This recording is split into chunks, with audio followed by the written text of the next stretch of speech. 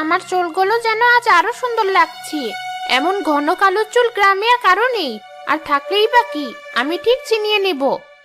শাকচুন্নি যখন মনের আনন্দে বটগাছের চূড়ায় বসে পা ঝুলিয়ে নিজের চুল বাতাসে উড়াচ্ছিল, ঠিক তখনই গ্রামের মেয়ে রিমি আর তিন্নি সেদিকেই আসছিল। ওদিকে আমি যাব না, শুনিসনি? ওই বটগাছের চূড়ায় নাকি এক ভয়ঙ্কর শাকচুন্নি থাকে। শাকচুন্নি? কি সব যাতা বলছিস? যাতা নয়, শুনেছি যে ওই বটগাছের নিচে যায় শাকচুন্নি নাকি তাকে ডাক পড়ে দেয়। আমি যাব না ওদিকে, তাহলে আমার এই ছোট ছোট কেড়ে নেবে ওই শাকচুন্নি।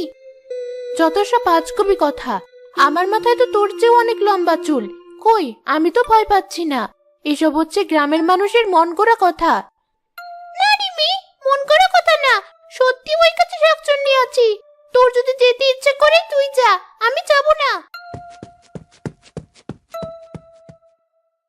ধুর, আজও যেতে পারলাম না ওদিকে, কিন্তু একদিন আমি ঠিক যাব ওখানে। আমিও দেখতে চাই কি আছে ওই বটগাছে। রিমিও নিজের বাড়ির দিকে রওনা হয়। তখনই শাকচুন্নির চোখ গিয়ে পড়ে রিমির দিকে। আরে, কে ওই মেয়েটা? এদিকে এসে আবার চলে গেল উল্টো দিকে। অমন ঘন কালো লম্বা চুল মেয়েটার মাথায়। আমি তো ভেবেছিলাম গ্রামে আমার যে ভালো চুল কারো মাথায় নেই। যে করেই হোক, ওই মেয়ের চুল আমার চাই চাই। শাকচুন্নি উড়ে উড়ে রিমির বাড়ির দিকে যেতে লাগলো।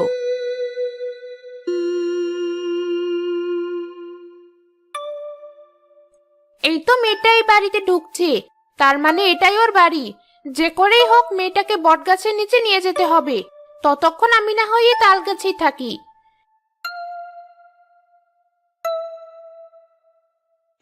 মা, ওই দেখো, তোমার বড় মেয়ে এতক্ষণে বাড়ি ফিরলো। এই বর্ধপুরেও টোটো না করে ওর হচ্ছে না। তুই আবার কি শুরু করলি? নিজের বড় বোনকে কেন তুই এত হিংসা করিস? হিংসে না ছাই, কি এমন আছে তোমার মেয়ের যে হিংসে করব? এক ওই লম্বা চুল ছেড়া কি আছে তোমার মেয়ের? মা, কি হয়েছে? সুমি কি বলছে তোমাকে? কিছু না, তোদের দুই বোনকে নিয়ে আমার হয়েছে যত জ্বালা। বুঝেছি, সুমি নিশ্চয়ই আবার আমাকে নিয়ে তোমায় কিছু বলেছে। ঢং দেখে বাঁচি না, উনি যেন আকাশের কোনো পরী, তাই সারাক্ষণ আমি ওনাকে নিয়েই কথা বলি। দেখ সুমি, একদম এভাবে কথা বলবি না। আচ্ছা মা, তুমিই বলো, ওর চুল আমার মতো সুন্দর না, এটা কি আমার দোষ? আবার নিজের চুলের প্রশংসা শুরু করলো। শাকচুন্নি এবার ওকে ডাকলা বানালেই বাঁচি। দেখেছো মা, ও একদম আমায় সহ্য করতে পারে না, সারাক্ষণ আমায় হিংসে করে। হয়েছে, তুমিও কম যাও না কোনো অংশে। এবার যাও, বাবাকে ডেকে আনো, তোমাদের খেতে দিয়ে আমি উদ্ধার হই। মায়ের কথায় রিমি তার বাবাকে ডাকতে চলে গেল। অন্যদিকে তাল গাছের চূড়ায় বসে থাকা শাকচুন্নি সব শুনলো। চলে চলে এদেরও তো কম হিংসা নয়, কিন্তু মেয়েটার চুল নিতে হলে ওকে তো আমার বটগাছের নিচে নিতে হবে। বুঝেছি, ওই ছোট বোনটাকে বাগে আনতে হবে, তাহলেই কেল্লা ফতে। শাকচুন্নি আবার মনের আনন্দে বাতাসে চুল দোলাতে লাগলো। নিজের চুল নিয়ে খুব বড়াই, তাই না? যে করেই হোক একদিন আমি ওর চুল নষ্ট করেই ছাড়বো। সত্যি যদি শাকচুন্নিকে পেতাম, তাহলে বলতাম ওর সব চুল যেন নিয়ে নেয়, তাহলেই ও বুঝবে ছোট চুলের কত জ্বালা। কিরে, কি এত ভাবছিস? কেন, এখন কি তোর জ্বালায় কিছু ভাবতেও পারবো না? তা হবে কেন? আমি তো জানি তুই আমাকে আর আমার চুল নিয়েই ভাবিস। যতই ভাবিস না কেন, আমার মতো এত লম্বা ঘন চুল তুই এই জন্মে পাবি না, তাই এই স্বপ্ন পরের জন্মেই দেখিস। হা হা হা হা, তোর চুলের বড়াই দেখে আমার খুব হাসি পায়। একদিন যখন এই চুল থাকবে না, তখন তোর কি দশা হয় দেখবি। জানি, এইসব ভেবেই তো তোর রাতে ঘুম হয় না। এই স্বপ্ন তোর কখনোই পূর্ণ হবে না। সর এখান থেকে, আমি আয়নার সামনে দাঁড়িয়ে আমার লম্বা চুল আঁচড়াবো। সুমি মুখ বাঁকিয়ে সেখান থেকে চলে গেল। শাকচুন্নিও উড়ে উড়ে বটগাছের চূড়ায় গিয়ে বসলো। না, আর ভালো লাগছে না। ওই মেয়েটার চুল দেখার পর থেকে আমার নিজের চুল আর ভালো লাগছে না। যখন বেঁচে ছিলাম, নিজের মাথায় একদম চুল ছিল না, তাই তো স্বামী আমায় পুড়িয়ে মেরেছিল। তারপর থেকেই মরে শাকচুন্নি হয়ে সবার লম্বা চুল আমি কেড়ে নিই, তাই তো আজ আমার এত ঘন লম্বা চুল। কিন্তু যখন থেকে ওই মেয়েটাকে দেখেছি, আমার কিছুতেই শান্তি লাগছে না। ঠিক তখনই সে দেখলো রিমির বোন সুমি বটগাছের দিকে আসছে। আরে, ওটা কি? এ তো দেখছি মেঘনা চাইতেই বৃষ্টি। এটা তো ওই মেয়েটার ছোট বোন। হি হি হি হি। যাকে মনে মনে চাইছিলাম সে নিজেই এসে ধরা দিল। বেশ, দেখি কি করে। শাকচুন্নি যখন এসব ভাবছিল তখনই সুমি বটগাছের নিচে এসে জোরে জোরে শাকচুন্নিকে ডাকতে লাগলো। শাকচুন্নি, একবার নেমে এসো। শুনেছি যে এই গাছের নিচে আসে তুমি তার চুলই কেটে নাও। এই তো আমি এসেছি, একবার নিচে নেমে এসো। কে তুই? যেখানে দিনে দুপুরে এই বট গাছের নিচে মানুষ আসতে ভয় পায়, সেখানে তুই কি নাই ভর সন্ধ্যায় এসে হাজির হয়েছিস? তোর এত বড় সাহস! শাকচুন্নিকে দেখে সুমি অনেক ভয় পেয়ে গেল, তবুও নিজেকে সামলে নিয়ে বলল, শুনেছি যে তোমার এই বট গাছের নিচে আসে তুমি তার চুলই কেটে নাও, তাই তো এলাম তোমার কাছে। কিন্তু তোর ছোট চুল, ওতে তো আমার পোষাবে না। তবে তুই যদি কোনো লম্বা চুলওয়ালা কাউকে এনে দিতে পারিস, তবে আমি তোকে মাথা ভর্তি চুল দেব। সত্যি বলছো তুমি? হ্যাঁ, শর্ত একটাই, আমার লম্বা চুল চাই। বেশ, তাহলে তুমি আমার বড় বোনের চুল নিয়ে নাও। ওর অনেক লম্বা চুল, যেমন ঘন তেমন কালো। সে না হয় নেব, কিন্তু ওকে তো এখানে আনতে হবে, তবেই তুই মাথা ভর্তি চুল পাবি।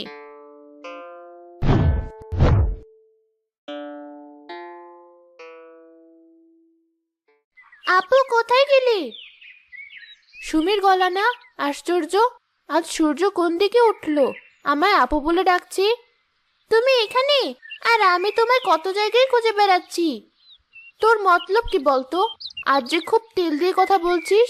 দুপুরেই তো কত খারাপ কথা বললি, আর এখনো তো মিষ্টি কথা বলছিস। আজ অনেক ভেবে দেখলাম, আমি তোমার সাথে আসলেই খুব খারাপ ব্যবহার করি। 10টা না 5টা না, তুমি আমার একটা মাত্র বড় বোন, আর আমি সে তোমার সাথে খারাপ ব্যবহার করি। যাক, এতদিনে তাহলে বুদ্ধি হয়েছে। তাছাড়া বাবা মাও তো সবসময় বলে আমি কেন সারাক্ষণ তোমার সাথে খারাপ আচরণ করি। এসব করা আমার মোটেও ঠিক না। এই দেখো, তাই তো আজ ফেরার সময় তোমার জন্য দোকান থেকে জিলাপি এনেছি। সুমির কথায় রিমি আরো আশ্চর্য হয়ে বলল, আমার জন্য জিলাপি? তোর কথা কিছুই আমার মাথায় ঢুকছে না। হ্যাঁ, তোমার জন্যই তো। আমি তো জানি তুমি জিলাপি খেতে অনেক ভালোবাসো, তাই তো নিয়ে এলাম। মনে হচ্ছে আমার বোনটার সত্যি সুবুদ্ধি হয়েছে, আর রাগ করে থাকবো না। কি হলো আপু, কি ভাবছো এত? কিছু না, দে জিলাপি, চল ভেতরে যাই। দুই বোন জিলাপি খেতে খেতে ভেতরে চলে গেল।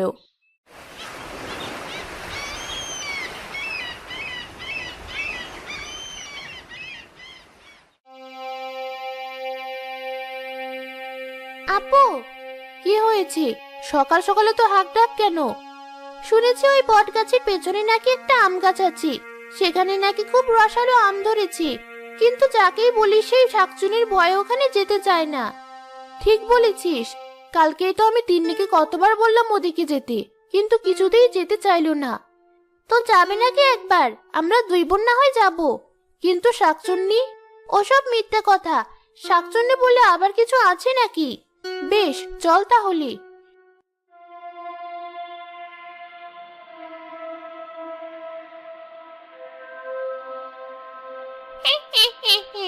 মেয়েটার মাথায় দেখছি খুব বুদ্ধি। কালই বললাম আর আজই বোনটাকে নিয়ে হাজির হয়ে গেল।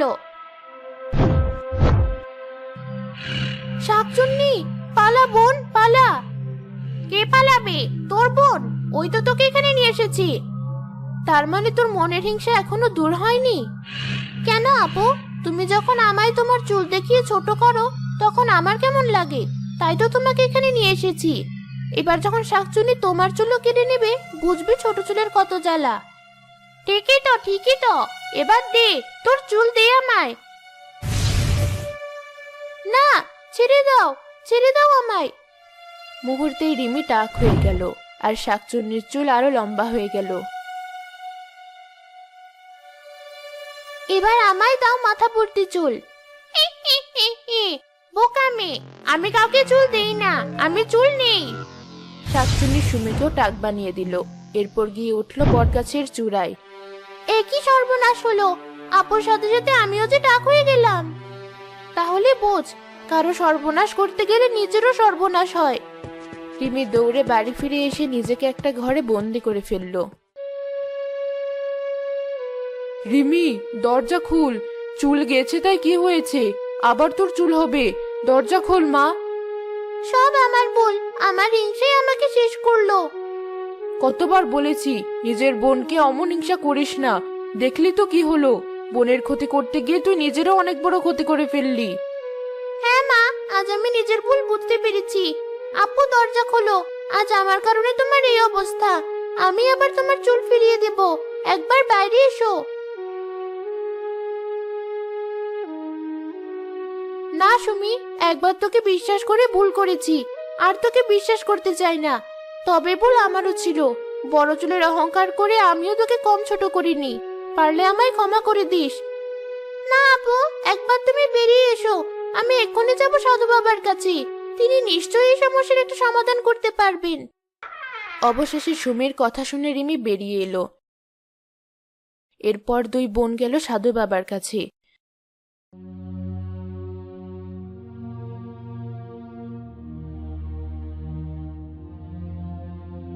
সবই তো শুনলেন বাবা, এবার বলুন কি করব আমরা?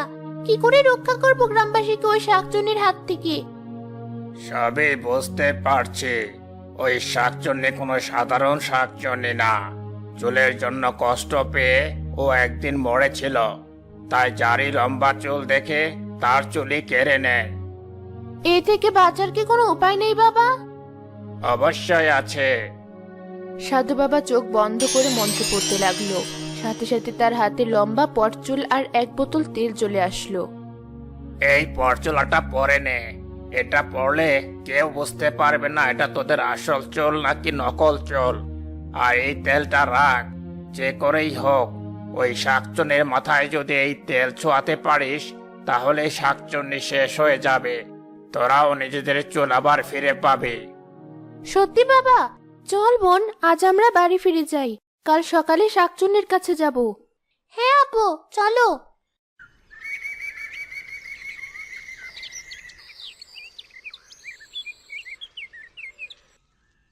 পরদিন সকালে দুই বোন পটচুল পরে তেল হাতে নিয়ে পৌঁছে গেল বটগাছের কাছে।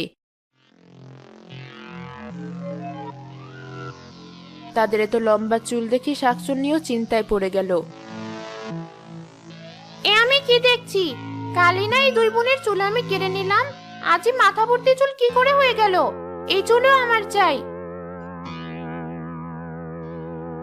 আপু, এই তেলে সত্যি জাদু আছে, নইলে এক রাতে এত লম্বা চুল।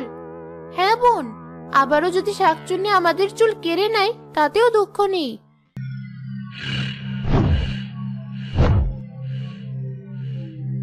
তোদের এত লম্বা চুল কি করে হলো? দে আমায় ওই তেল।